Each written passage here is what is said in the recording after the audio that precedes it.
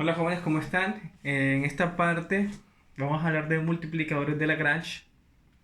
Entonces, los multiplicadores de Lagrange son una forma de poder hallar extremos de funciones.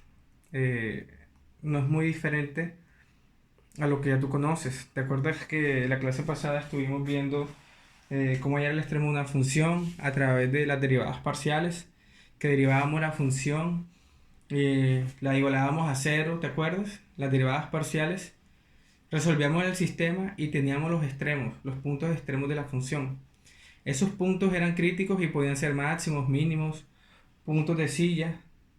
Entonces, aquí es lo mismo, solamente que lo vamos a hacer con una restricción. Es decir, yo quiero que tú me halles los extremos de esta función f de x como y, si la ves, que sería por el punto P, ¿cierto? Pero yo quiero que restringirla. Es decir, quiero que sea máximo, pero sujeto a esta restricción. La restricción yo lo voy a llamar g de x, y. Es decir, que si yo lo restringo hasta a esta función, el punto máximo sería el punto q, porque es el punto de intersección entre las dos funciones que están ahí.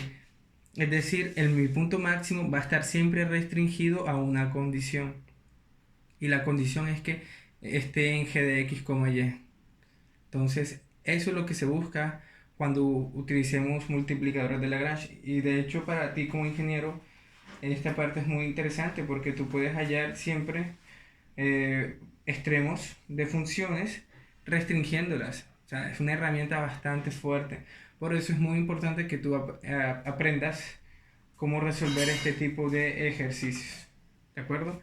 Entonces, vamos a recapitular. Los multiplicadores de Lagrange son simplemente una forma de hallar extremos de funciones sujetos a una restricción. Entonces, esta es la función a la cual le voy a hallar el extremo, pero la voy a restringir a g de x, y. Entonces, así es que se haría esa parte. Ahora, hay un teorema por allí que te dice que el gradiente de f de x, y, que acabas de ver acá, eh, el teorema te dice lo siguiente, como para que tú lo recuerdes un poco. Te dice que el gradiente de f de x, y más lambda gradiente de g de x, y, eso es igual a cero. Entonces, es como para que lo tengas en cuenta. Es algo así lo que voy a utilizar, pero para la parte operativa, que es la que yo te voy a mostrar el día de hoy, la parte de operatividad, es simplemente lo siguiente. Tú vas a tener una función f de x, y vas a tener una función g de x, y, donde g de x, y es la restricción, ¿de acuerdo? Y f de x, y es la función. Entonces, estos multiplicadores de Lagrange es sencillísimo. Es simplemente nombrar una función diferente, x, y, lambda. X, y, lambda, que va a ser un parámetro. Y esa función yo la voy a definir de la siguiente forma. La voy a definir como f de x, y más el parámetro lambda por g de x, y. Entonces, de esa forma es que yo voy a hacer mis ejercicios de multiplicadores de Lagrange, ¿de acuerdo? Resolviendo o sea, yendo las derivadas parciales en x de esa función y la derivada parcial en y. Y por último, la derivada parcial en lambda. Una vez yo tenga esas derivadas parciales calculadas e igualadas a cero, resuelvo el sistema que de allí se genera. Entonces no es muy diferente, no es muy difícil. De hecho es bastante fácil resolverlo. Ojo, ahí te lo estoy mostrando para dos variables, ¿cierto?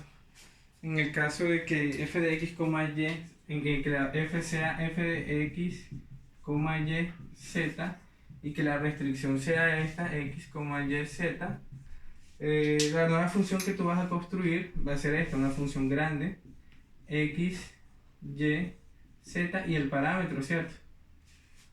Y, y, y eso va a ser igual a qué cosa? A f de x, y, z más el parámetro g de x, y, z.